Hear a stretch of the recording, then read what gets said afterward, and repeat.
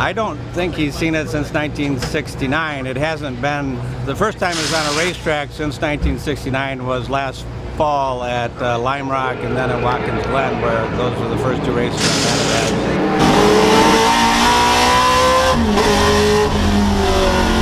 It hadn't been on a racetrack since it was wrecked at St. Joe Beach when George got and started the pileup. Oh yeah, oh is that, yeah. Great. Let me look it over. Yeah, we should have won the championship. Of course, you got the wrong tires on there. Right, right. There was one that was all tore up down, sitting in the backyard. In the field, yeah. And Rich totally restored it. Yeah. And then he sold it to a gentleman in California, and he sold it to another guy, but it never went anywhere. It just stayed in collections that were just looked at. This is the 1969 Boss Mustang that Parnelli raced in the first race the Boss ever raced. And Parnelli is probably the best all-around driver that ever raced in the United States. Racing Indy cars to off-road trucks to Trans Am to dirt track cars.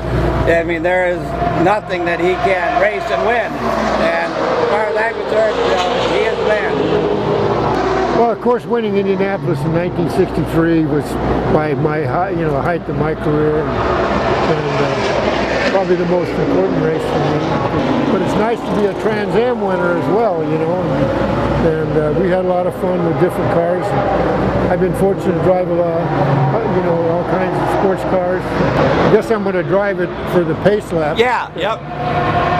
That brings back memories. Close that door, Bill.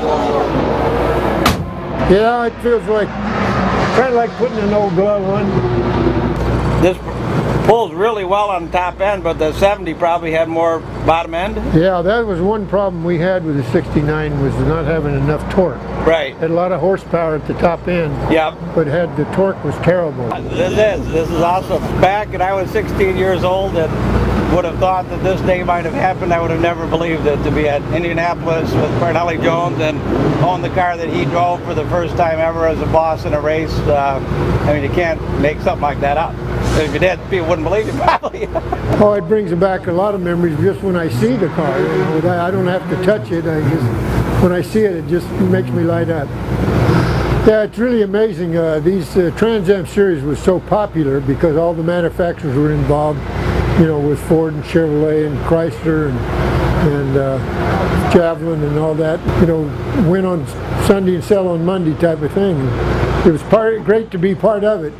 I know most of the racing we had a lot of pressure on us to beat the competition. And it's just nice to see that these gentlemen have stored these cars and kept them in shape like this. It's just nice to see them. I mean, it brings you a lot of memory back.